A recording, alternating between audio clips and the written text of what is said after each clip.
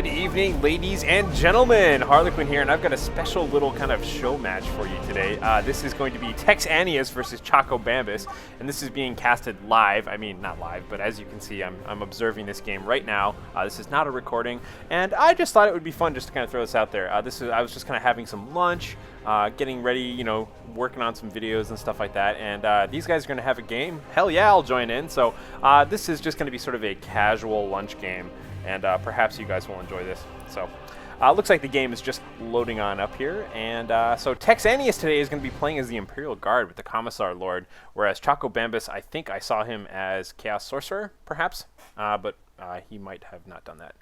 Let's take a look around, though, and see what happens as soon as we finish loading here. Oh, here we go. And by the way, just as a reminder, if you haven't already caught on to this, I'm giving away 2 DLC codes for War Gear for both Chaos and Imperial Guard, which is nice that they happen to be playing those races, to 2 random Twitter followers. So follow me on Twitter if you want to be eligible for that. So let's take a look around here. It looks like the game is just finishing getting synced up, and Choko Bambus does in fact have the Chaos Sorcerer, like I was mentioning before. Also, if you haven't seen it yet, I had a wonderful chat with Mr. Clint Tasker from Relic Entertainment in our first of a dev chat series, so that video is now up as well.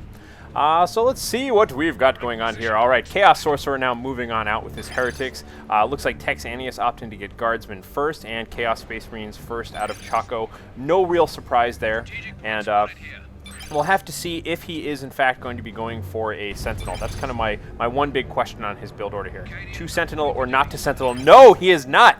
In fact, he's going to be going for triple Guardsmen, which seems kind of cool. I would expect Choko to try and counter this, perhaps. Choko to expect a Sentinel maybe and go for a second squad of Chaos Space Marines. But we'll see what's going to happen here. So as you can see, it looks like Choko is not spending any more cash for the time being. He's saving up a little bit, so that's possible. But so are Havocs as well, so you never know. In terms of captures right now, this, by the way, is Greentooth Gorge. If you didn't catch that while we were loading, it's a fine map indeed. Nice little diagonal victory points across the map. And it looks like Choko Bambus is going to be grabbing 2 victory points right away here, going only for the, with only 1 victory point going for Texaneous. Grabbing the south side. So trying to keep track of Tex's Guardsmen now to see what's going on here. 2 squads over here on the right, and on the left he's got 1 squad as well. And there is the second squad of Chaos Space Marines coming out of Choko. So Choko undoubtedly is expecting a Sentinel at some point and is getting ready to make sure he's got plenty of Chaos Space Marines to kind of focus them down. Sentinels do take a lot of damage from that. They're not quite like regular vehicles in that respect. Anyhow, Chaos Sorcerer getting into a fight here with these Guardsmen, picking off 1 model there right at the end. You saw a little bit of a Doom Bolt come out of him, but it was a little bit off-center. But it doesn't matter. Choko definitely going for a triple cap right now. He's just going to keep these Guardsmen stationary there. And you can see that the Commissar Lord was just kind of charging and putting some pressure on these Chaos Heretics. Perhaps they were engaged in melee for a little bit there, but I definitely caught just the tail blast of a Doom Blast as they were retreating away right now. So a little bit of fighting going on over here. That Chaos Sword is getting a little overextended. By the way, he is getting the Power Sword upgrade too. So having power weapons, that'll likely help him out there in fighting Chaos Space Marines. Meanwhile, triple cap is now up. No, it's not, because of course Texaneous' double Guardsman squad came up here and captured this victory point, but it is 1-2 right now. Tex trailing behind. It sounds like we've got a little bit of just kind of charging going on in here. You know what? I forgot I was playing this earlier. I'm gonna knock down my game volume just a little bit. You get to watch me do that. Isn't that awesome? All right. Game volume taken care of, and now Chaos Space Marines moving on out, just kind of charging into these poor little Guardsmen. Guardsmen don't really want to have anything to do with that. You can see retreating 1 squad, leaving the other one behind just to kind of cover a little bit, but still continuing to take casualties. And there is the Sentinel out on the field right now for Texaneous. Moonwalking Sentinel moving into position, perhaps getting ready to ground pound. Yes, he does, knocking back those Chaos Space Marines, and now they are, of course, retreating back to their base, not wanting to deal with that whole mess. So he did, in fact, go for the Sentinel, but opted for the triple Guardsman first there. So that's kind of cool. Taking a look around here, you can see that Choko is still in control of this leftmost victory point. Center being quite contested, actually. Nice solid Doom Bolt right there on top of those Guardsmen, but the Chaos Sorcerer taking quite a bit of damage now, having to retreat away from that Commissar Lord. Commissar Lord making sure he can just kind of charge on in there with his Power Sword, going for the kill, but I don't know if he's going to get it. I think that guy's safe for the time being. And now, of course, the Commissar is running face first into a whole bunch of Chaos Space Marines, and the entire problem has reversed itself. We'll have to see if he has anything set up down here. Choko could potentially intercept it. No, it doesn't matter. He was able to kill the Commissar right then, and Texaneous instantaneously repurchases it. So, you know, he had to pay for that. Oh, well.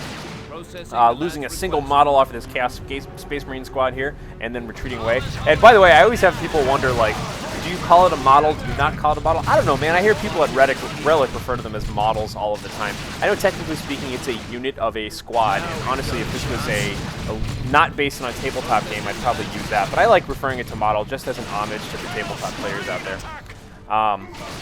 So, a little bit of fighting going on here, and it looks like everybody else just kind of backing away for the time being. So let's take a look around at power and see what's going on here. So Choko, definitely well on his way up to Tier 2 power right now. He's at 107.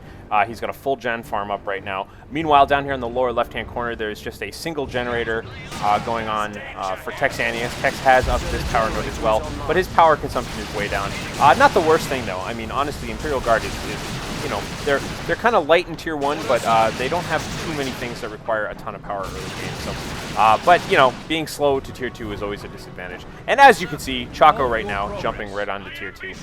Chaos Sorcerer running away, making sure to defend his gen farms here. That's all nice and good. I'm surprised not to see Catachan Devils out for Texaneous, honestly. The Sentinel seems like kind of a goofy choice. But, you know, and to be honest, this is not like an epic show match or anything like that. Literally, these two players were just kind of having a friendly game for lunch, and I said, hey, I just finished doing your DevCast game. Why not, you know, observe this and have some fun? So just kind of a light casual game here. As you can see, he's playing Imperial Guard, and Choko said, well, fine, if you're going to play off race, I'm going to play Chaos. Anyhow, looking around, not much changing right now in terms of the macro of the game. Choko obviously just going to save up and grab something at Tier 2. Likely with all these Imperial Guards would be, and come on, Sentinel, you going to get in there? Sentinel's taking a bit of damage. You're going to get in there for the ground pound. There it goes, knocking back all of those Chaos Space Marines. What I was going to say is a blood pressure would be an obvious good choice right now because there's no anti-vehicle units on the field for Texaneous, and for the most part, Choko Bambus knows that very well. But these Chaos Space Marines, by the way, have got to get on out of here. They're doing quite a good amount of damage here versus these Guardsmen. They're quite tough, but at this point, they're just going to get picked off if they stay around any longer. Taking a look up here in the north, we can see that the Commissar Lord, with his trusty power sword, is just kind of hanging out here with his two squads of Guardsmen. Trying their best to do some gen bashing. As you can see, Guardsmen, not the fastest gen bashers in the world, but that is going on there. And Choko has upgraded this power node as well, likely just as a defensive measure. And no, he has gone for Plague Marines. So I think we're seeing a little bit of metagame here, of course.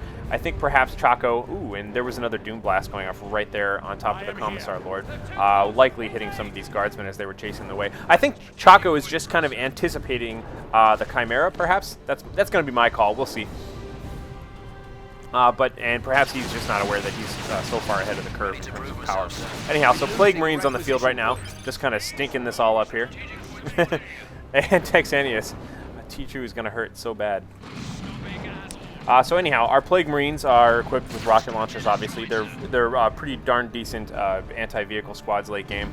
And also they have the wonderful feature of kind of popping into a cloud of poisonous toxic smoke when they die, damaging enemies, healing allies, that sort of thing. Kind of useful. Double squads of Chaos Space Marines now moving in, putting a little bit of pressure on this Sentinel. Sentinel going to have to run away for the time being here. And it looks like even this wounded Guardsman squad has decided it's had enough on this side of the map. So just looking right now, the score is literally almost completely tied, 388 to 389, each with a single point and the middle open for the time being. Looks like the Plague Marines are just kind of sliming their way on over here. Gonna take care of that. And for the lower left, and man, Texaneous going for a second Sentinel.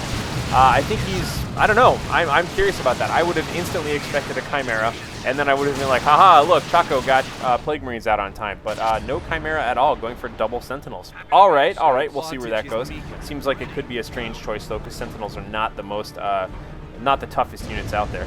We do have some Rod of Warp Fire right there, and you can see there goes that Warp Fire burning right through those Imperial Guard squads, killing quite a few models off of those squads as well. Definitely a good use of that ability there. Rod of Warp Fire and the Chaos Sorcerer.